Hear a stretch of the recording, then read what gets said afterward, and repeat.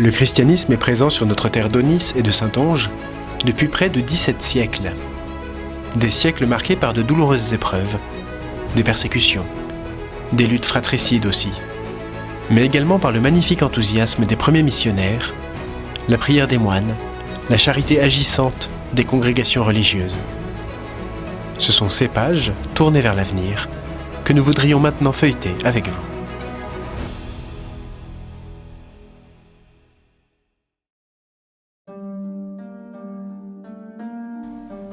Le diocèse de La Rochelle, qui correspond aujourd'hui au département de la Charente-Maritime, est l'héritier de la cité des Santons.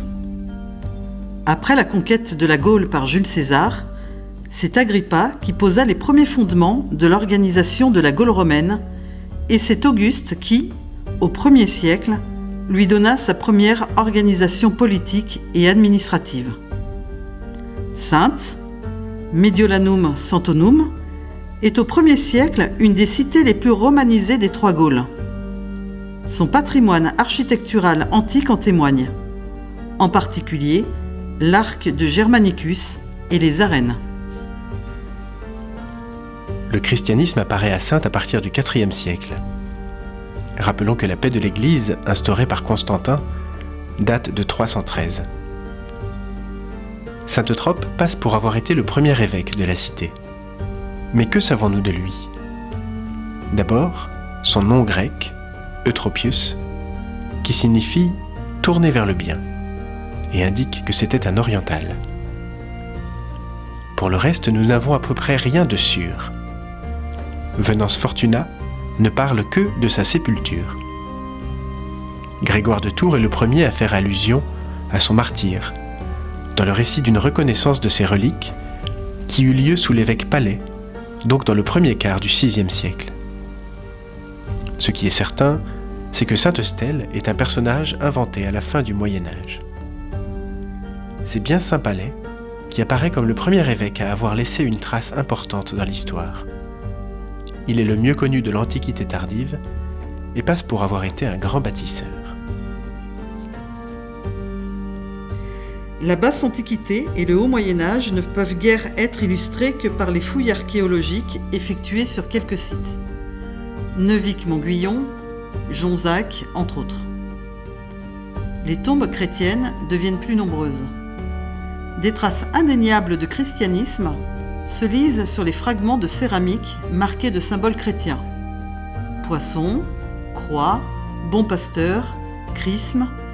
Ce dernier symbole est constitué de 2 lettres grecques, le xi et le rho, mises pour Christos entre les 2 lettres alpha et oméga, première et dernière de l'alphabet grec, évoquée dans l'Apocalypse de Saint Jean, « Je suis l'alpha et l'oméga ».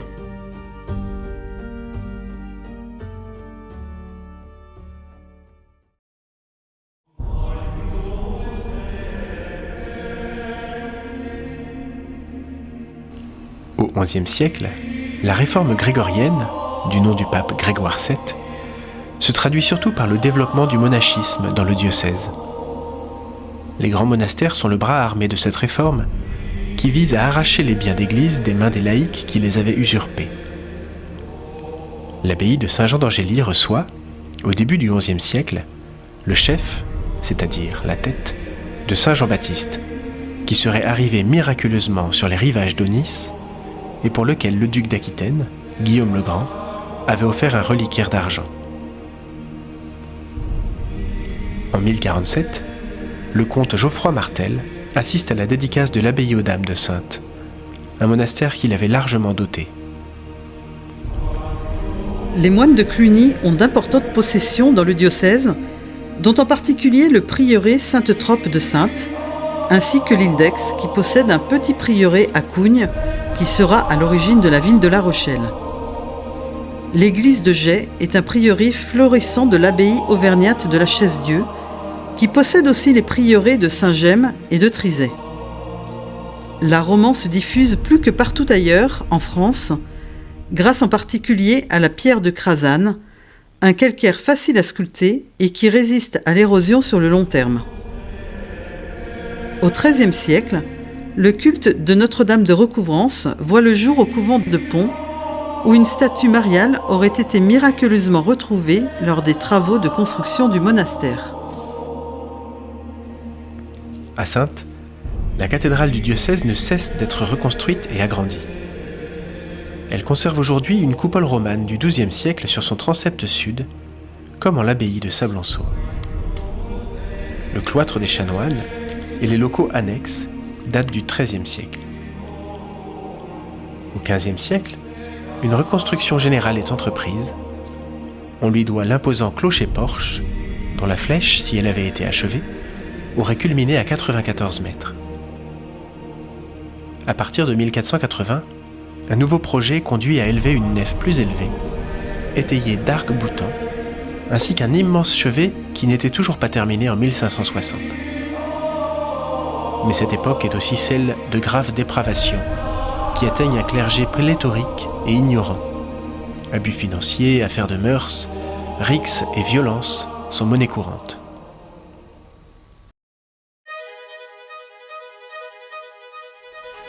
Au XVIe siècle, les réactions deviennent de plus en plus vives contre les scandales qui entachent l'Église.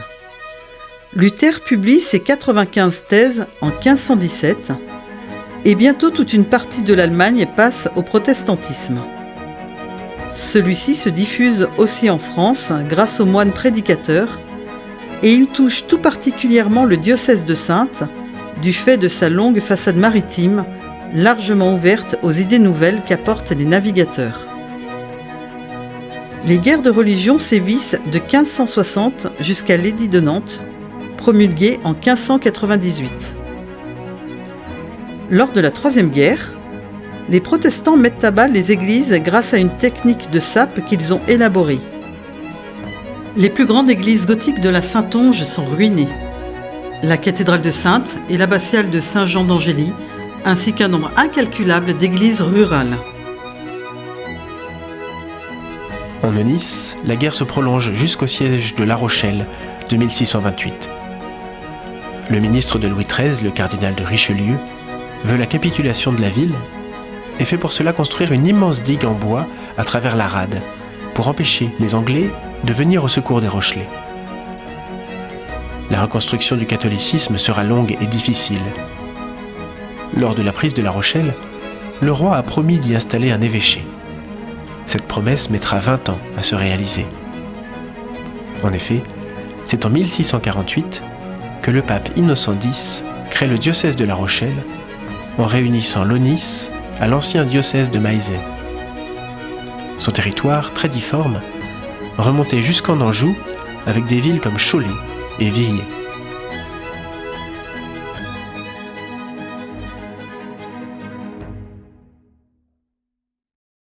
Le diocèse de Saintes, amputé de l'Aunis, se relève lentement de l'épreuve. L'évêque Louis de Bassompierre est un grand bâtisseur qui va tenter de redonner un cœur à sa cathédrale ruinée. Le nouveau chevet s'élève entre 1647 et 1660, mais il est bien moins haut que l'ancien. Au XVIIe siècle, les évêques de La Rochelle se révèlent d'infatigables laboureurs de diocèse, surtout Jacques de la Guibourgère, ancien maire de Nantes, et Charles de la Frézelière, ancien capitaine de dragons. Son successeur, Étienne de Champflour, sera un des rares évêques à protéger le père de Montfort, grand missionnaire qui ne cesse de prêcher des missions dans les paroisses de campagne. Avec Marie-Louise Trichet et Catherine Brunet, ils fondent les Sœurs de la Sagesse qui dirigeront l'hôpital de La Rochelle. Le XVIIIe siècle voit la construction de la nouvelle cathédrale de La Rochelle, qui devait symboliser le triomphe du catholicisme dans l'ancienne capitale du protestantisme. Les plans en sont demandés à Jacques Gabriel, premier architecte du roi, et la première pierre est posée le 18 juin 1742. L'église, encore inachevée, ne sera inaugurée que le 27 juin 1784, 5 ans seulement avant la Révolution.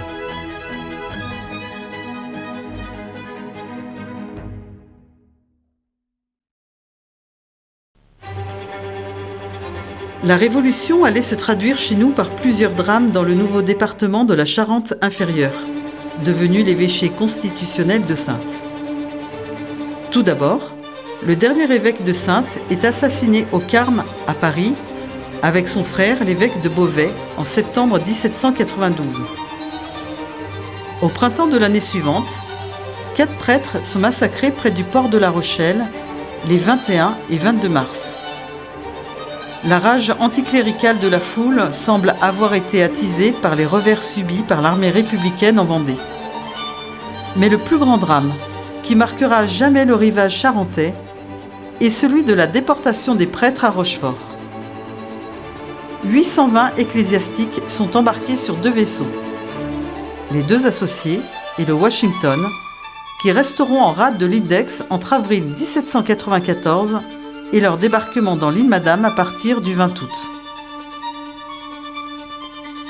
Sur ces 820 déportés, près de 550 périrent en chemin, puis à Rochefort, mais surtout sur les 2 navires prisons durant l'été 1794, alors qu'une épidémie de typhus s'était déclarée à bord.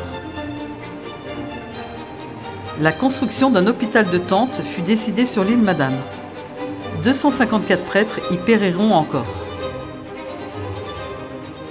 Chaque année, durant la seconde quinzaine d'août, un pèlerinage à Port-des-Barques entretient le souvenir de leurs martyrs.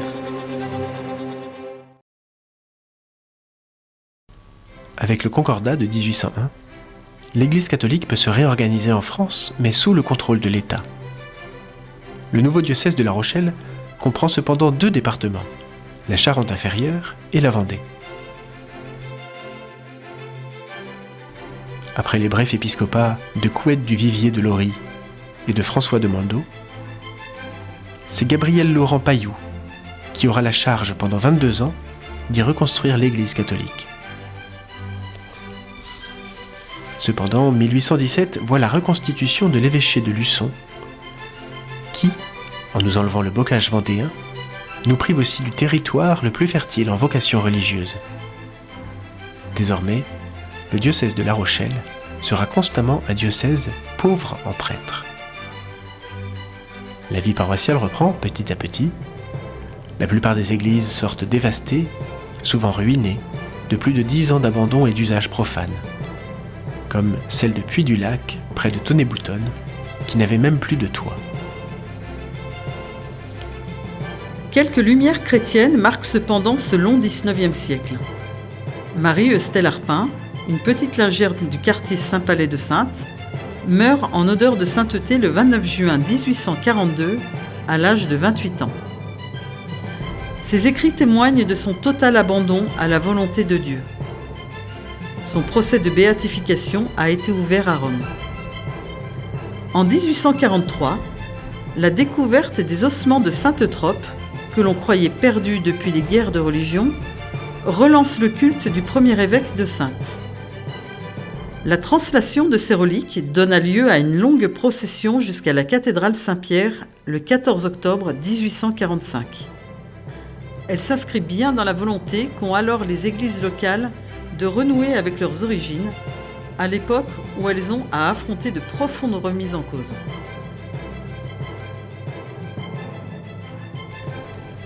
La redécouverte du martyre des prêtres déportés de Rochefort sera plus longue à se manifester. Le pouvoir napoléonien avait tout fait pour contraindre à l'oubli les dignitaires de l'Église concordataire. On date de peu après 1863 le début d'une prise de conscience, quand l'abbé Manceau découvrit un brave homme en prière sur l'île Madame, et qui répondit ainsi à l'étonnement du prêtre : « Eh quoi, monsieur, ne savez-vous pas que c'est ici que sont enterrés les saints ?» Depuis lors, le pèlerinage a repris chaque année, à l'île d'Aix d'abord, puis à Port-des-Barques. La séparation de l'Église et de l'État a pris chez nous une coloration toute particulière, du fait que l'un des principaux protagonistes, Émile Combes, ait été maire de Pont et président du conseil de la Charente-Inférieure. Même si ce n'est pas lui, mais Aristide Briand, qui conduisit la loi à son terme, on peut admettre que Combes l'avait rendu inéluctable. Son principal adversaire local était l'abbé Essotier, qui avait été supérieur de l'institution diocésaine de Pont, alors que l'évêque du moment, Monseigneur Le Camus, personnalité particulièrement clivante, se présentait comme un des rares évêques français favorables à la séparation. À la mort de Monseigneur Le Camus, le 28 septembre 1906, c'est d'ailleurs l'abbé Essottier qui lui succéda comme évêque de La Rochelle. Il dut se trouver un nouvel évêché, ainsi qu'un nouveau séminaire, tout en faisant face à une profonde crise des vocations. À la mort de Monseigneur Essottier en 1923, c'est un Vosgien, Monseigneur Eugène Curien, qui fut appelé comme évêque de La Rochelle. Il fut pendant 13 ans l'artisan d'une certaine renaissance, avec la construction d'un nouveau grand séminaire à Loumeau. Il développa l'UCAS, un mouvement catholique pour les laïcs, et voulut la création d'une nouvelle paroisse rochelaise, au faubourg de Fétilly-la-Trompette. Confiée à l'abbé Crampette, la paroisse fut bientôt dotée d'une nouvelle église, dans le style art déco de l'époque. À la veille de la guerre, le diocèse accueillit son nouvel évêque en la personne de Louis Liagre, un Lillois, fils spirituel du cardinal Liénard, déjà versé aux méthodes de l'Action catholique, telles que les avait élaborées un prêtre belge, l'abbé Cardigne. Ce fut une petite révolution pour les catholiques de Charente-Inférieure qui n'en avaient encore jamais entendu parler.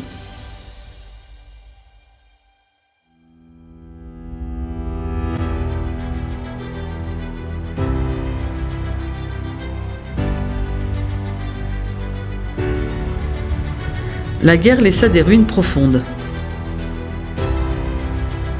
2 églises bombardées durent être entièrement reconstruites. Celle de l'Alleu à La Rochelle, ainsi que celle de Royan, œuvre de Guillaume Gillet, qui est devenu un témoin majeur de l'architecture religieuse au XXe siècle. Monseigneur Liagre ne fit pas que développer l'Action catholique. Il appela aussi les prêtres ouvriers qui prirent en charge une nouvelle paroisse, Sainte-Anne, au quartier Saint-Éloi à La Rochelle. Les premiers arrivés en 1949 venaient de Lille, Raphaël Tibergien et plus tard Francis Korenwinder. En 1960, Monseigneur Morillo fit couronner Notre-Dame de Recouvrance par le cardinal Paul Richaud dans la cathédrale Saint-Pierre de Saintes. De 1962 à 1965, le Concile Vatican II marque très profondément l'Église catholique au XXe siècle. C'est Monseigneur Félix-Marie Verdet, un Niçois, qui eut à le mettre en application dans le diocèse, avec la création des différents conseils, en particulier le conseil presbytéral, dont les membres sont élus par les prêtres eux-mêmes. Les derniers évêques ont tous marqué le diocèse par une ou plusieurs initiatives particulières.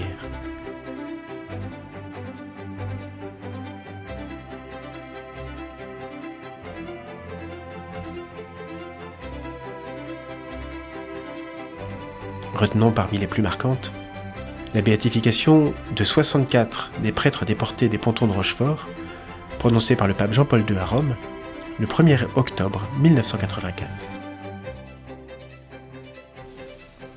Le synode diocésain se conclut par une grande célébration à la Pentecôte 2003 au stade Marcel de Flandre à La Rochelle, au cours de laquelle Monseigneur Pontier promulgua les orientations synodales, les appuyant sur un formidable coup d'envoi de match de rugby.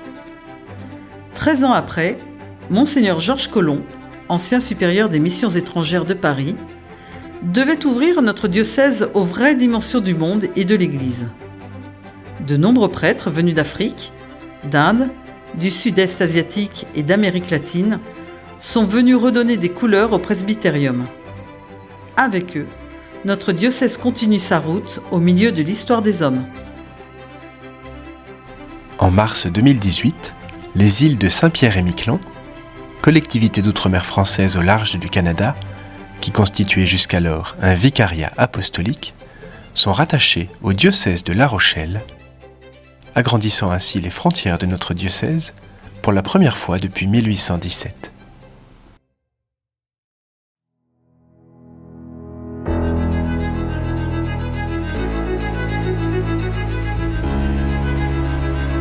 Aujourd'hui, après bien des joies mais aussi des épreuves de toutes sortes, cette belle histoire de l'évangélisation continue. Appuyée sur un solide passé, mais surtout tournée vers l'avenir, c'est à vous d'en écrire les pages qui vont suivre avec la grâce de Dieu.